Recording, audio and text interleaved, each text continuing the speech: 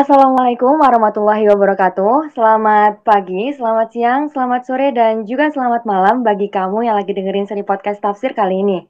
Buat kamu yang pertama kali dengerin, podcast Tafsir atau Kasir adalah sebuah podcast yang ada di bawah naungan HMJ IAT UIN Wali Songo Semarang yang membahas berbagai hal menarik seputar IAT, seperti keilmuan jurusan, sharing ilmu dan pengalaman bersama alumni, sharing lintas kampus, obrolan asik antar mahasiswa IAT, serta hal-hal menarik yang seru untuk diperbincangkan.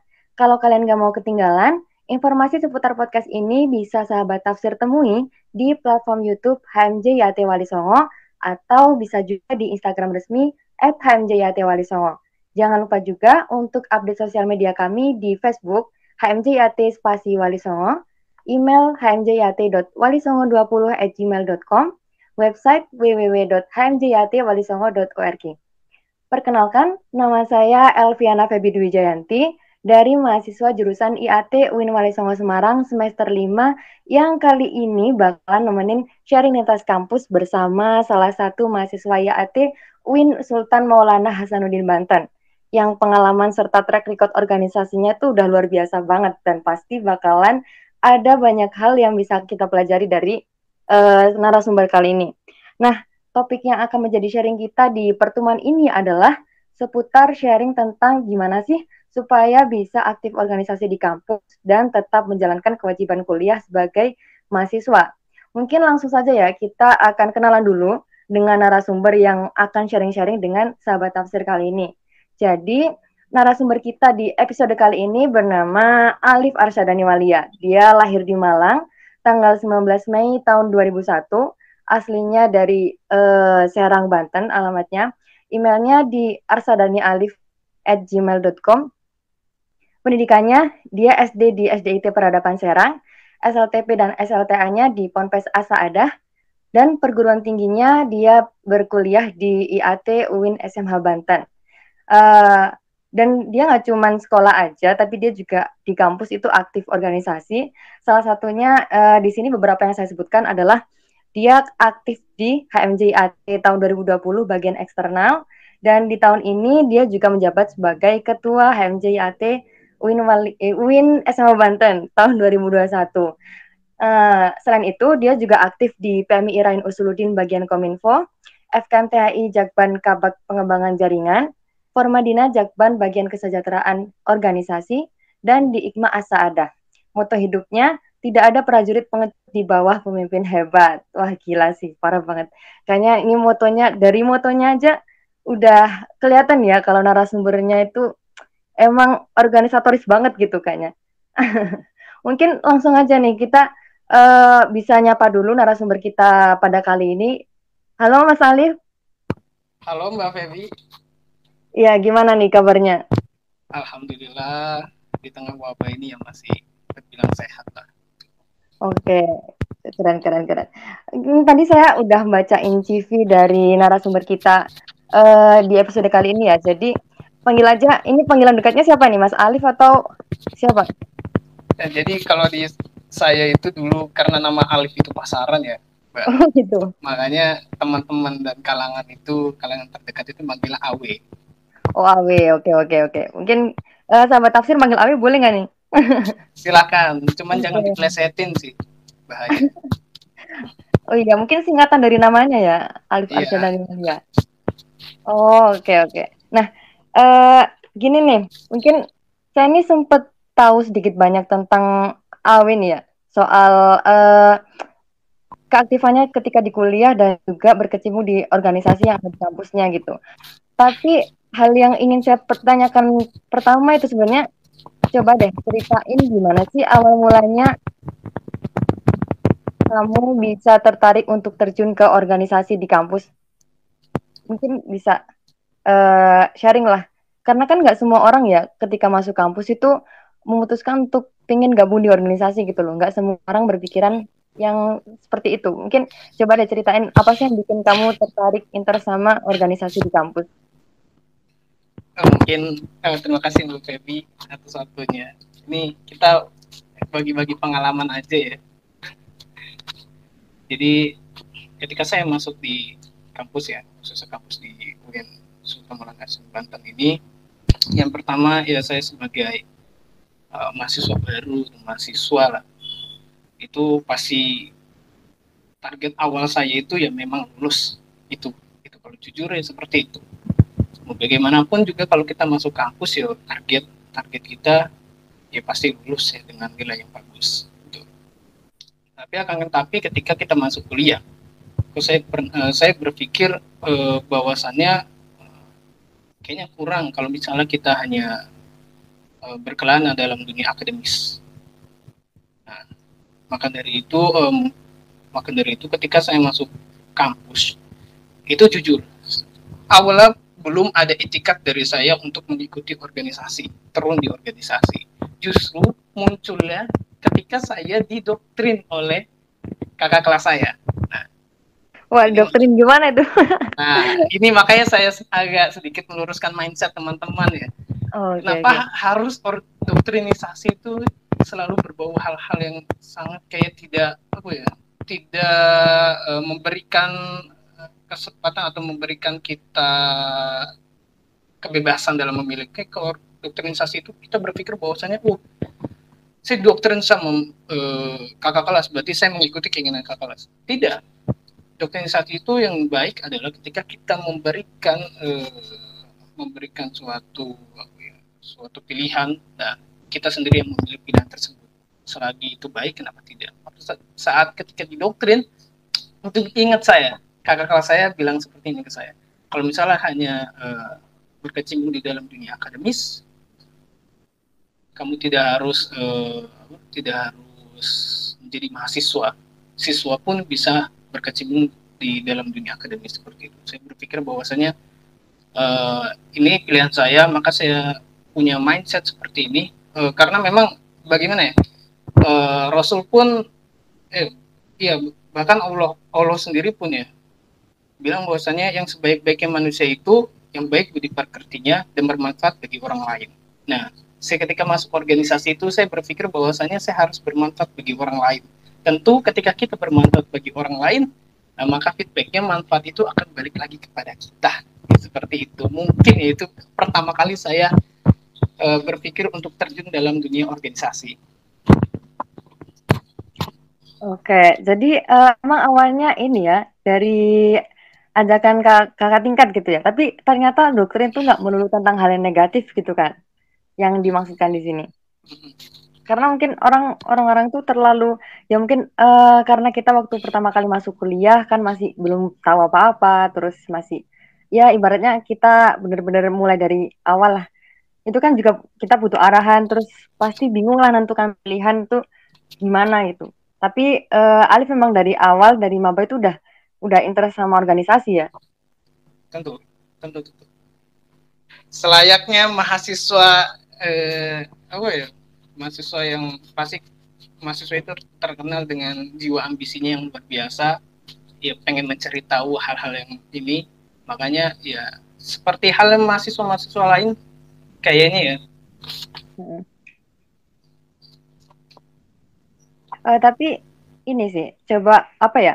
Kalau mungkin nggak semua orang berpikiran bahwasanya organisasi itu selalu membawa keuntungan buat bagi teman-teman yang mengikutinya gitu.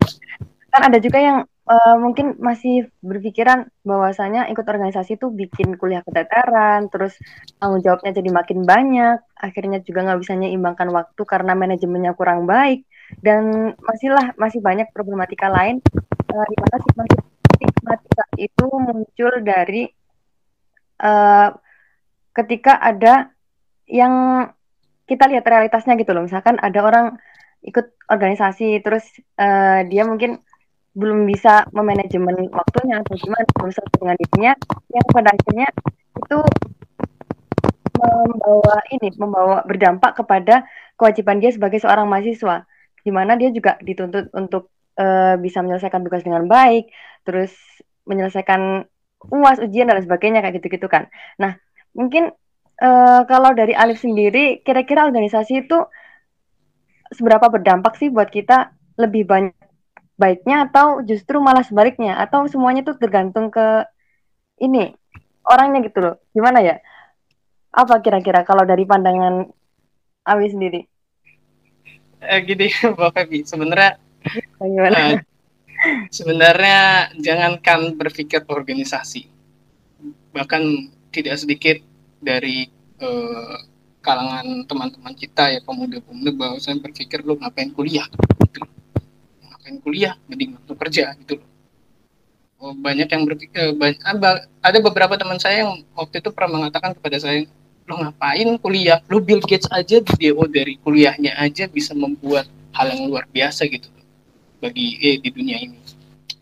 Saya berpikir lah, sebentar mas, ini Bill Gates ini di drop out ya dari kuliah, ya kuliahnya dia di mana gitu loh. Ya jadi maksud saya jangankan organisasi, teman-teman dari pemuda kita pun masih banyak yang berpikir lo ngapain kuliah. Nah jadi begini, uh, kalau menurut saya mengapa berapa pentingnya organisasi bagi kampus kita, tentu ya sangat penting karena kenapa, uh, Rasulullah pun pernah bilang, barang siapa yang menginginkan dunia, ya maka hendaklah memakai ilmu. Barang siapa menginginkan akhirat, ya maka pakai ilmu. Dan barang siapa yang ingin kedua-duanya, maka ya harus pakai ilmu. Jadi justru saya berpikir bahwasannya organisasi itu, kita masuk organisasi itu ada suatu ilmu, ilmu yang bermanfaat tentunya bagi kita semua. Nah, mungkin teman-teman banyak yang tidak banyak ya, beberapa yang berpikir bahwasanya ngapain masuk organisasi ya hanya menghambat kerjaan atau apa. Nah, justru mindset seperti itulah yang tidak membawa manfaat bagi kita gitu loh ketika masuk ke organisasi. Tapi saya tidak berani menjudge bahwasanya teman-teman yang tidak turun gitu dalam organisasi dia itu salah atau seperti apa. Tidak. Itu adalah pilihan mereka sendiri. Oke, mantap, Karena mantap. setiap orang yang memiliki target atau pola pikir mereka masing-masing, ya kita tidak bisa menjudge seperti itu. Nah, tapi makanya mungkin lebih seperti ini ya, mungkin teman-teman yang turun ke organisasi itu apa, teman-teman harus memiliki pola pikir kita sendiri, bahwasanya kita harus berpikir apa sih manfaatnya gitu loh, apa yang kita harus berpikir bahwasanya kita harus memberikan manfaat untuk orang lain dan tentunya manfaat untuk kita sendiri. Maka nanti dari situlah dampak dari organisasi itu kerasa untuk diri kita. Oke, mantap banget jawabannya, keren keren keren. Iya sih, setuju banget. Karena nggak semua orang juga mungkin memutuskan untuk aktif di organisasi juga ya. Tapi kalau misalkan aktif pun juga nggak ada masalah gitu. Semuanya kembali ke niat dan memang dia tahu tujuan dia ikut itu apa gitu kan. Benar. Kalau saya menyimpulkan, oke. Tapi kalau dari Awi sendiri, kira-kira sejauh selama berproses di organisasi, kira-kira hal apa sih yang berdampak buat kehidupan kamu, entah itu uh, di lingkungan sosial atau buat ya dalam lingkupmu sendiri lah. Kira-kira apa yang mungkin kamu berikan dan apa yang kamu dapatkan dari mengikuti organisasi itu? Kalau misalnya berbicara dampak ya terhadap diri saya sendiri, ya tentu saya kalau bicara atau kita ngobrol tentang pengalaman atau hidup saya ketika lulus dari pondok itu, ya di pondok hanya saya mengikuti satu organisasi, yaitu OSPM, Organisasi Santri Pondok Modern. Nah, ketika masuk kampus memang saya agak kaget loh, ternyata organisasi ya bukan hanya satu tol, tapi banyak sekali organisasi yang bisa diikuti. Nah, inilah mungkin menjadi salah satu keuntungan atau enggak kelebihan dari organisasi di kampus, bahwasanya banyak sekali pola atau pemikiran-pemikiran yang bisa disesuaikan dengan kita. Nah, manfaatnya apa? Tentu kalau misalnya kita condong atau memiliki pola pikir yang sama dengan organisasi tersebut, kita bisa mengupgrade diri, bisa mengupgrade diri dari manfaat diri kita terhadap kuliah ataupun manfaat kita kepada masyarakat tentunya. Nah, itu mungkin yang jadi manfaat lah bagi kita ketika masuk organisasi, kelebihannya. Karena memang organisasi tidak hanya menuntut kita aktif di dalam organisasi tersebut, akan tetapi organisasi juga bisa meningkatkan kualitas diri kita. Tapi teman-teman jangan berpikir organisasi itu akan meningkatkan diri kita itu dari organisasi itu sendiri, tetapi dari kita sendiri. Sebagaimana kita memanfaatkan sebaik-baiknya organisasi, maka itu juga akan menjadi timbal balik untuk diri kita sendiri. Mantap, ya, ya, ya.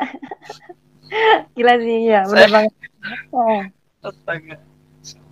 Karena emang ini ya, sesuatu itu pasti akan berdampak baik tergantung dari gimana effort kita dan seberapa jauh keseriusan kita untuk mengikuti suatu kegiatan, emang gitu ya. Benar. Tapi gimana? Karena saya pernah baca ini bukunya Kiai Haji Toto Tasmara itu tentang spiritual center. Itu dia ngomong begini, kebiasaan masa sekarang itu adalah cerminan kepada kita di masa depan. Kalau misalnya bahasa Sundanya itu past behavior predict to the future behavior. Nah, oke, asik sih. Tapi tadi sempat disinggung ya kalau Alif juga memang dia tuh kalau di CV-nya juga kan dia nggak hanya ikut satu organisasi doang tuh. Apalagi di HMJ, Alif kan juga megang posisi sebagai ketua. Nah, pernah nggak sih sometimes ngerasa kayak bingung dengan banyaknya peran yang kamu emban? Kamu sebagai divisi ini di organisasi A, kamu sebagai ketua di organisasi B, kamu sebagai ini di C, dan lain sebagainya. Dan posisi-posisi yang berbeda itu, dan belum lagi kewajiban kamu kuliah gitu loh. Pernah nggak sih ngerasa jenuh atau mungkin keteteran karena hal-hal itu mungkin di suatu waktu ada tanggung jawab yang bareng gitu loh, sampai akhirnya ya kamu sempat mungkin ya jenuh atau mungkin stres gitu. Nah itu pernah nggak sih ngalamin kayak gitu? Ya pasti, menurut saya sih setiap orang memiliki tantangannya masing-masing. Jangankan sebagai ketua, sebagai orang yang pertama kali turun ke organisasi memiliki tantangan mereka sendiri. Mungkin Mbak Feby juga punya, atau Mas Fauzan, atau teman-teman yang lain juga pasti memiliki tantangan masing-masing dalam organisasi. Pasti ada. Tapi gitu itu gimana ngatasinya kira-kira? Kendala hal-hal yang seperti itu Bang pasti nggak terlepas, kita ikut organisasi itu nggak pernah lancar-lancar jaya aja kan, pasti entah itu struggle dari diri kita sendiri atau ada masalah di organisasinya, pasti kan ada yang bikin kita ini harus bisa ngelewatin itu gitu. Nah kira-kira gimana tuh struggle-nya itu atau masalah-masalah lain yang dari organisasi itu kamu atasin dari dirimu sendiri? Kalau misalnya bicara tadi bagaimana cara mengatasinya, mungkin prinsip saya seperti ini: lakukan hal yang terbaik dimanapun dan kapanpun kita berada. Karena memang setiap kita dimanapun kita itu kita memiliki tanggung jawab dimanapun itu. Bagaimana cara kita duduk bersama orang-orang aja kita memiliki tanggung jawab. Nah, setiap tanggung jawab itu nanti akan dipertanggungjawabkan, maupun itu dari masyarakat atau dari Allah sendiri. Nah, saya berpegang seperti ini. Saya pernah dengar waktu itu guru saya mengucapkan seperti ini dalam mahfudzah di kuli umuri ausatuha, bahwasanya setiap perkara itu yang baik adalah pertengahannya. Tidak mungkin hal-hal yang baik itu akan menjadi jelek kalau misalnya kita tidak menggunakan hal-hal yang baik itu ke jalan yang benar. Misalnya kita menjadikan organisasi sebagai alasan bahwasanya organisasi lebih penting daripada dunia akademis atau amanat kita ketika masuk kampus, yaitu belajar. Nah, itu sebenarnya yang menjadi masalah. Dan tentunya mungkin solusinya teman-teman sendiri yang bisa mencari solusi tersebut. Bagaimana caranya kita menyesuaikan antara kuliah atau kewajiban kita sebagai mahasiswa dan juga amanat dari kampus, amanat dari organisasi ya ini. Nah caranya kalau misalnya dua hal ini kan baik. Nah, maka dari situ kembali lagi tadi, sebaik-baiknya perkara adalah pertengahannya. Tidak mungkin hal-hal yang tersebut bisa jadi jelek kalau misalnya kita tidak bisa menggunakannya kepada hal yang baik. Oke. Kayaknya ini teman-teman yang dengerin pasti bakal ini ya dapat pencerahan dari si Alif. Waduh, waduh. Enggak guys, saya di sini cuma bagi-bagi pengalaman toh. Ya. Tapi karena ini sih ya, menurut saya tuh nggak semua orang berpikiran apa namanya mungkin berpikiran kayak si Alif gitu loh. Ya mungkin saya sendiri lah berkaca dari saya sendiri gitu. Kadang kayak waduh apa mungkin ada urusan satu dengan urusan yang lain gitu kan. Barengan gitu kan. Pasti kan bingung ya. Maksudnya entah ada yang harus diprioritaskan dan memang tapi keduanya itu harus dijalankan dengan seimbang gitu loh. Itu yang memang jadi tantangan sebagai seorang yang berkecimpung di organisasi gitu kan. Tapi kalau Alif sendiri ini saya ini ya, maksudnya saya tahu sedikit banyak tentang si Alif. Alif itu juga dia tuh nggak pernah bermasalah sama kuliahnya, bener nggak sih? Bermasalah dengan kuliah ini maksudnya Ya, seperti apa? dalam hal Nilai atau apa? ya, nilai, keaktifan di kelas, kemudian ya ujian dan sebagainya. Jujur aja deh nggak apa-apa. Alhamdulillah, alhamdulillah. Waduh. Tapi saya juga sempat tahu kok eh, apa ya dari kuliahnya si Alif sendiri juga nggak apa nilainya tetap stabil kan meskipun organisasinya pun juga bahkan nggak hanya satu gitu yang diikutin. Iya, alhamdulillah makanya saya berani tadi ngomong bahwasannya ya kita nggak mungkin melihat organisasi itu jelek. Bagaimana tapi apa ya? Kita nggak mungkin ngejudge organisasi jelek kalau misalnya kita menggunakan organisasi itu sebaik-baiknya manfaat untuk kita sendiri. Mantap, setuju banget, setuju banget. Kayaknya statementnya dari tadi IAT banget ya, motif-motif dari. Wah enggak itu hanya saya pernah ikut-ikut ini aja belajar. Makanya nggak salah dimirin narasumbernya soal organisasi ya. Enggak ini kesannya kok saya malah kayak ini yuk kayak ceramah harusnya saya hanya bagi-bagi sharing-sharing pengalaman. Nggak apa. Ini kan karena dengerin juga sahabat tafsir ya, jadi pasti Waduh, nyambung lah kalau Awin jawabnya soal disangkut pautkan dengan sabda Rasul, terus Masya dari Allah, ini saya sudah siap nih. Koreksiannya pasti banyak banget nih. waduh. Tapi ini ya, kalau mungkin kita bicara tentang organisasi nih, itu tuh Ya. pasti nggak semua orang yang berkecimpung di organisasi itu dia benar-benar amanah atau dalam tanda kutip dia tuh selalu menjalankan amanahnya dengan baik. Pasti kan namanya manusia nggak pernah luput dari salah dong ya, nggak pernah terlepas dari namanya dosa juga gitu loh. Nah, tapi hal ini juga perlu menjadi koreksian bagi organisatoris yang mungkin sekarang lagi menjalankan amanahnya, entah itu sebagai apa atau di divisi mana, ya siapa sajalah. Itu tuh masih kurang ini menumbuhkan loyalitas dan juga menumbuhkan rasa kepemilikan dan kesadaran akan tanggung jawabnya itu. Atau mungkin nggak hanya di organisasinya aja, tapi juga di kuliahnya. Jadi kayak ibaratnya dia tuh ikut organisasi dan dia juga sebagai mahasiswa, tapi dia kayak apa ya? Mungkin ada salah satu yang dia remehkan atau bukan remehkan sih, kayak dia tuh merasa bahwasanya dia kurang memiliki rasa tanggung jawab di situ. Maksudnya belum sadar gitu loh. Oke. Menumbuhkan Paham. kepemilikan itu gimana sih? Karena Oke. kan nggak semua orang bisa ini ya, bisa aware dan bener-bener wah dia yang ngejalanin amannya tuh wah bener-bener banget itu jarang gitu loh. Ya mungkin nggak jarang sih, tapi lebih tepatnya pasti ada yang tidak seperti itu. Nah Pasti. itu gimana sih cara mengatasinya? Mengingatkan teman-teman yang sekarang lagi berproses di organisasi supaya bisa menemukan rasa kepemilikannya dia. Oh saya punya tanggung jawab di sini gitu. Gimana tuh? Iya, saya setuju sama Mbak Feby karena mungkin ya ini di setiap organisasi memang bukan masalah, tapi memang tantangannya itu ada di loyalitas dari rohnya organisasi sendiri yaitu anggotanya. Memang Iya. itu yang menjadi masalah ya, di mana-mana tantangan loh di mana-mana di organisasi manapun itu.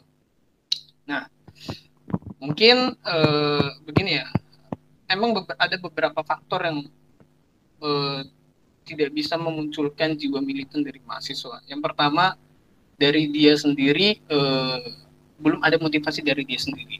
Karena kenapa? Mungkin kalau misalnya bicara tentang mahasiswa militan atau tingkat loyalitas, itu bagikan hidayah. Karena loyalitas itu tidak bisa dimunculkan dari logika.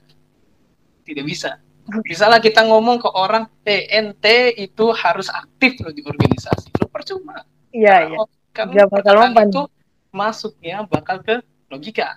Karena ya mungkin Mbak Feby pernah dengar bahwasannya motivasi yang terbaik itu adalah dari diri kita sendiri ya, ya kan? Iya. Motivasi terbaik adalah dari kita sendiri. Maka dari situ tingkat loyalitas itu ya harus dari diri kita sendiri yang pertama faktornya.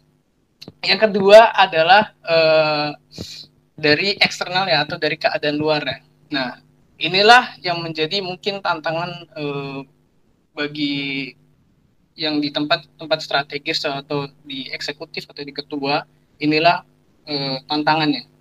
Bagaimana cara memberikan mereka peran atau memberikan mereka ruang untuk mereka berbicara, untuk mereka berpartisipasi dalam HMJ.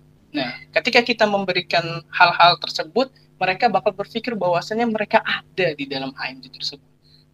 Karena tubuh yang gak ada rohnya itu ya percuma. Iya, iya. Jadi ngerasa mengindahkan ini ya, mengindahkan masing-masing orang yang ada di dalam organisasi itu ya, lebih tepatnya. Benar. Kita harus mungkin bukan dari ketua saja, semuanya memang harus sama-sama menghargai atau menghadirkan mereka loh di dalam organisasi tersebut. Karena memang di dalam organisasi ada beberapa orang-orang yang dominan dan ada beberapa orang-orang yang sekiranya memang kita tidak bisa merangkul semuanya. Nah makanya dari situ sesama pengurus itu ya sesama, kalau di aku itu sama pengurus saling memberikan peran loh satu sama lain, bahwasannya dia punya peran di HMJ tersebut, di HMJ saya atau di HMJ atau di organisasi. Nah dari situlah dia bakal mikir, oh ya saya ada loh di HMJ ini.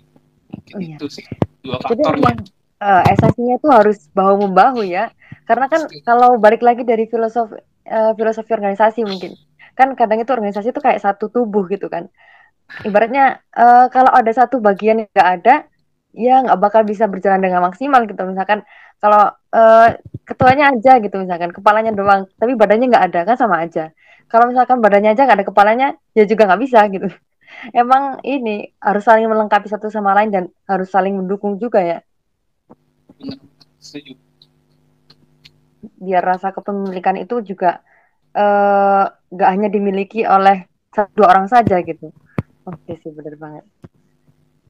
Tapi kalau soal ini nih, berbicara tentang organisasi itu gimana sih supaya kita itu ketika mau masuk ke organisasi nggak apa namanya, kayak nggak setengah-setengah gitu loh. Kalau misalkan nih kita kan masuk organisasi ya pasti kan tahu tujuannya apa, terus visi misinya gimana, pasti kan kita lihat dulu organisasi yang kita masukin itu seperti apa sih gitu kan, sebelum kita memutuskan untuk berkecimpung dan aktif di situ gitu. Nah, ada nggak kira-kira tips buat teman-teman yang masih ragu-ragu kayak misalkan mau masuk organisasi, masuk nggak ya, tapi aku masih berada di sini, tapi masih gini dan masih banyak hal yang lainnya gitu. Gimana sih supaya memantapkan pilihan gitu loh? Gimana? Oh, kalau misalnya pesan dari teman-teman atau waktu ketika saya pengalaman saya ketika mau masuk di organisasi itu, yang pertama dari saya memantapkan diri sendiri gitu, memantapkan diri dulu yang pertama. Yang kedua mengenali tempat yang bakal menjadi wadah kita dalam suatu gerak atau suatu organisasi itu sendiri gitu. Itu yang kedua. Jadi kita memang harus mengenali dulu sebelum kita terjunnya, kita harus mengenali dulu.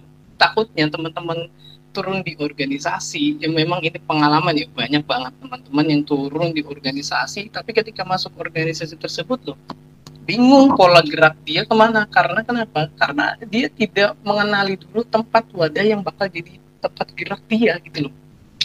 Jadi bagaikan sepeda, layaknya bagaikan sepeda. Organisasi itu menurut saya bagaikan sepeda. Ketika kita berhenti mengayuh ya wes jatuh gitu loh.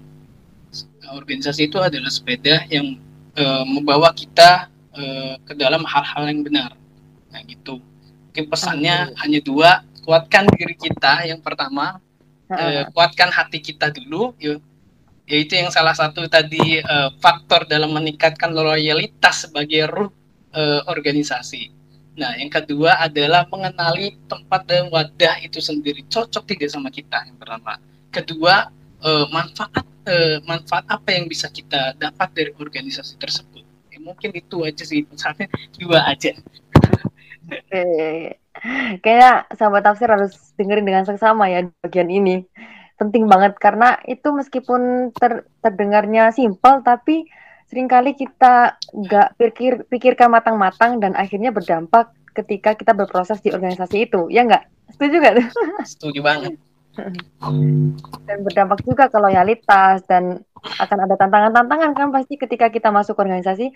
Nah kalau misalkan kita nggak selesai dengan pilihan di awal itu, nggak bisa mematapkan diri sendiri dan menjaga komitmen itu, pada akhirnya di tengah-tengah ya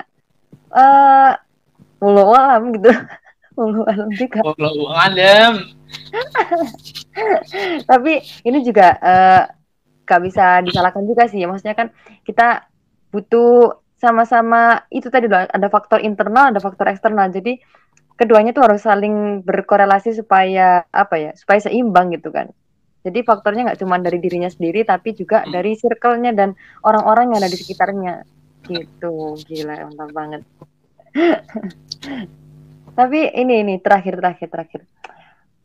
Kira-kira ada nggak pesan dan closing statement buat teman-teman yang sedang berproses di organisasi dan menjadi mahasiswa?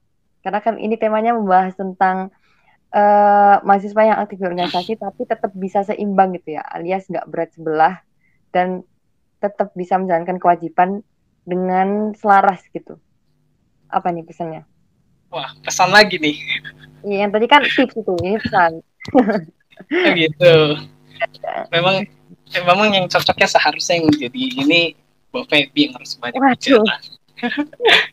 Karena kalau misalnya berbicara organisasi Mbak Feby yang lebih, waduh pengalamannya luar biasa. Mungkin teman-teman yang di oleh Songo sudah tahu lah. Insya Allah dukung beliau lah menjadi Presma 2022. Amin. Ya begini, mungkin pesan saya hanya satu. Pesan saya hanya satu. La tu'akhos amalaka ila guddan. Ma takdir an ta'amal man ta'allama yauman. Jadi jangan mengakhiri pekerjaanmu sampai akhir atau sampai esok hari. Kalau misalnya bisa dikerjakan hari ini, maka kerjakanlah gitu. Mungkin itulah pesannya aja. Mau itu karena memang maupun di akademis ataupun di organisasi, kalau misalnya ada hal-hal walaupun hal-hal sepele, kerjakan gitu.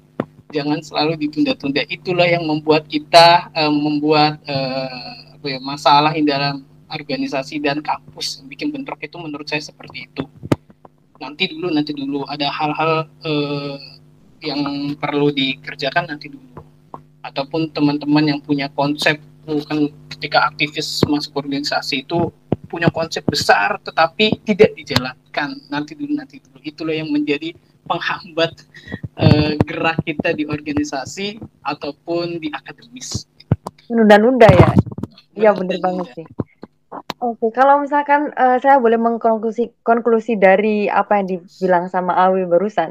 Tapi emang bener sih, karena kita itu kalau misalkan menunda satu pekerjaan itu bakal berkelanjutan dan berdampak ke pekerjaan-pekerjaan lainnya.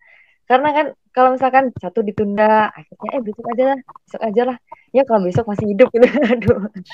Berapa nanti kalau misalkan udah ini kan umur nggak ada yang tahu gitu kan. Nah, tapi emang bener juga sih karena kita juga harus jaga komitmen, terus harus bisa memaksimalkan apa yang kita lakukan dan apa yang sudah diamanahkan oleh orang lain maupun kepercayaan dari orang kepada kita gitu.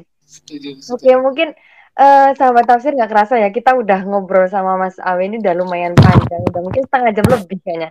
Kita ngobrol bareng dan sharing hangat sama narasumber yang udah insightful banget ini, dan wah gokil sih. Statementnya yang terakhir tuh yang favorit banget. Dan beliau ini emang udah banyak memberikan tips juga kan ke kita. Semoga apa yang tadi diutarakan sama Mas Awi barusan bisa menjadi apa ya refleksi buat kita, terus bisa membawa pencerahan lah buat teman-teman yang masih ragu-ragu pengen aktif di organisasi atau gimana atau masih menentukan pilihannya untuk menjadi mahasiswa yang seperti apa gitu kan. Nah, mungkin segitu dulu episode dari sharing lintas kampus kali ini. Saya terima kasih banyak banget nih buat narasumber kita di malam hari ini. Buat Mas Alif, makasih banget udah mau sharing sama teman-teman UIN Wali Songo Semarang. Wah, mantap nih. Tolong teman-teman koreksiannya ya kalau misalnya ada yang salah. Sampun. Waduh. Bahasa Jawanya sampun ya? Iya, Iya, iya. sampun. Sabun. Oke, siap, Pres. Kalau sahabat tafsir suka dengerin podcastnya dan dirasa ini bermanfaat, sila untuk like, komen, dan share videonya supaya teman-teman yang lainnya bisa ikutan mendengarkan dan karena berbuat kebaikan itu nggak pernah ada ruginya.